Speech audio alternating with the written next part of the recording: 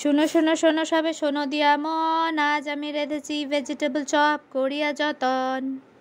আজ বানাবো vegetable chop. তার জন্য বিট গাজরগুলোকে চপারে ভালোভাবে কেটে নিয়ে এখন বিটগুলোকে ভালোভাবে চপারে কেটে নিচ্ছি। আমি কাটছি, হচ্ছে না, ছেলেরও দরকার, ও কাটবে বলছে। নাও নাও নাও, কাটো কাটো কাটো, চপারে কাটো। হ্যাঁ, এইখানে এইখানে। উই, আমি কাটছি, হচ্ছে না, ছেলে মেয়েও চলে এসছে। ছেলে মেয়ে দুজনেই কি খুশি বাবা। 3টে মিডিয়াম সাইজের বিটকে ভালোভাবে চপারে ঘুরিয়ে নিয়েছি। 5 ইঞ্চ মতন আদাকে গ্রেট করে নিয়েছি কিছুটা পাঁচফোড়ন আর কিছুটা ধনেপাতা। 4 টিস্পুন মতন সর্ষের তেল দিয়ে নিয়েছি। তেলটা ভালোভাবে গরম হয়ে যাওয়ার পরে চিনেবাদাম দিয়ে নিচ্ছি। চিনেবাদামগুলোকে খুব ভালোভাবে ভাজা করে নেব। এগুলো দেখুন ভালোভাবে ভাজা হয়ে গিয়েছে, আমি এগুলো উঠিয়ে নিলাম। 1/2 টিস্পুন মতন ফোড়ন দিয়ে নিয়েছি, 5 ফোড়ন। ভালোভাবে ভাজা হয়ে গিয়েছে, দেখুন আমি গ্রেট করে রাখা আদাটাও দিয়ে নিচ্ছি। আদাটাকে বেশ ভালো করে ভাজা করে নিচ্ছি। 7টা মতন কাঁচা লঙ্কাকে আমি কুচি করে দিয়ে নিয়েছি। এগুলো একটু ভাজা হয়ে গেলে পরে কেটে রাখা বিটগুলো দিয়ে নিচ্ছি। বিটগুলো দেওয়া হয়ে গিয়েছে, এবারে কেটে রাখা গাজরগুলো দিয়ে নিচ্ছি। পরিমাণ মতো নুন দিয়ে নিচ্ছি। ভালো করে এগুলোকে ভাজা করে নেব।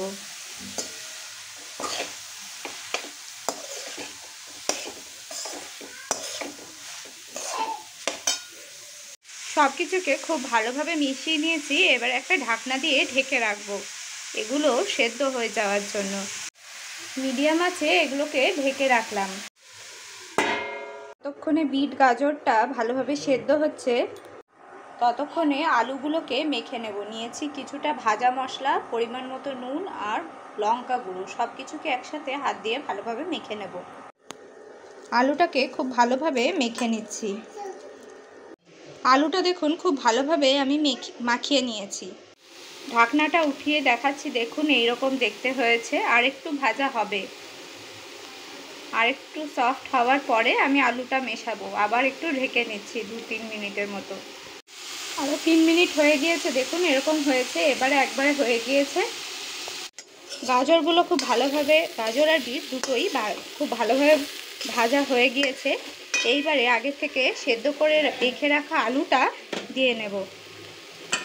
আলুটা এখানে বাইন্ডিং এজেন্ট হিসেবে কাজ করবে। পুরো আলু মাখাটা দিয়ে নেওয়ার পরে ভালোভাবে মিশিয়ে নিতে হবে। মিষ্টির জন্য ব্যবহার করছি আমি সুগার ফ্রি। নুন আর মিষ্টিটা ভালোভাবে চেক করে নিয়ে এই পর্যায়ে এরমভাবে ভালোভাবে মিশিয়ে নিতে হবে। ওপর থেকে শাহি গরম মশলা ছড়িয়ে নিচ্ছি।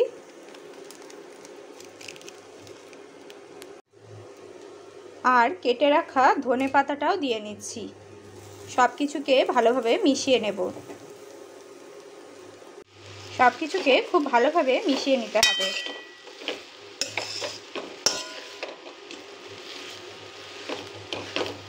আগের থেকে ভেজে রাখা চিনেবাদামগুলোকে হালকা ক্রাশ করে নিয়েছি, এই পর্যায়ে দিয়ে নেব। চিনেবাদামগুলো দেওয়ার পরও ভালোভাবে মিশিয়ে নিলেই রেডি হয়ে যাবে। পুরটা তারপরে ঠান্ডা হওয়ার মতন, হাতে সহ্য হওয়ার মতন পর্যায়ে আসলে পরে চপগুলো গড়ে নিয়ে ভাজতে হবে। চপের সম্পূর্ণ পুরটাকে আমি একটা বাটিতে নামিয়ে নিয়েছি। এটাকে হালকা ঠান্ডা হয়ে দিচ্ছি। হয়ে গেলে পরে এর থেকে চপ করে নেব। আমি 4 চামচ মতন কর্নফ্লাওয়ার নিয়ে নিয়েছি। এগুলোকে একটা ঘোল বানিয়ে নেব পরিমাণ মতো জল আর নুন দিয়ে। পরিমাণ মতো নুনও দিয়ে নিলাম। আর কিছুটা শুকনো কর্নফ্লাওয়ারও নিয়ে নিয়েছি। পুরটা বেশ ভালোভাবে ঠান্ডা হয়ে গিয়েছে। অল্প একটু পরিমাণ মতো নিয়ে চপের আকারে গড়ে নিচ্ছি। দেখুন আমি এত বড় সাইজের চপটা করেছি। চপটা গড়ে নেওয়ার পরে শুকনো কর্নফ্লাওয়ারের মধ্যে এরকমভাবে মিশিয়ে ভালো করে প্রেস করে রাখছি, তাহলে বেশ ভালোভাবে সেট হয়ে যাবে। এই প্রসেসে আমি সবগুলো করে নিচ্ছি। এক এক করে সবগুলো চপই আমার গড়া হয়ে গিয়েছে। কড়াইয়ে বেশ খানিকটা রিফাইন অয়েল গরম হতে বসিয়ে দিয়েছি। এবারে যেটা করতে হবে, এই খোলের মধ্যে ভালোভাবে ডুবিয়ে নিয়ে ব্রেড ক্রাম্বসে দিয়ে নিতে হবে।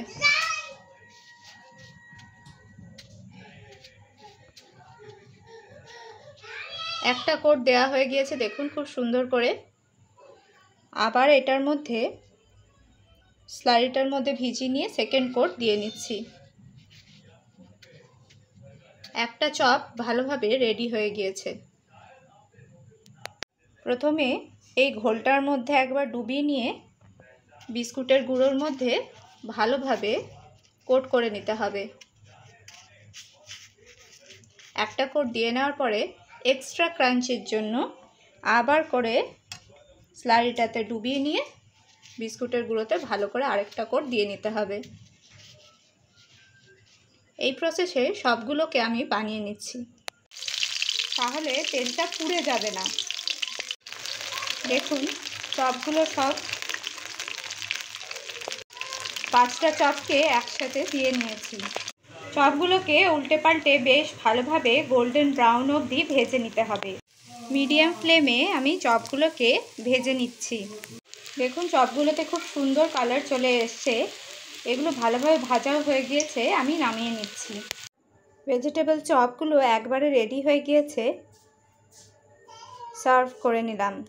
গড়ে নেওয়া চপগুলোকে অবশ্যই তেলে দেওয়ার আগে এই প্রসেসটা করে নেবেন। স্লারিটার মধ্যে ডুবিয়ে তারপরে তেলে ছাড়বেন। ভেজিটেবল চপের রেসিপিটি যদি আপনাদের ভালো লেগে থাকে তাহলে অবশ্যই একটা লাইক করে দেবেন এবং সবার সাথে শেয়ার করে নেবার অনুরোধ রইল। এরকমই আরও নতুন রেসিপি দেখবার জন্য আমাদের চ্যানেলটি অবশ্যই সাবস্ক্রাইব করে রাখবেন, পাশে থাকা বেল আইকনটিতে প্রেস করে।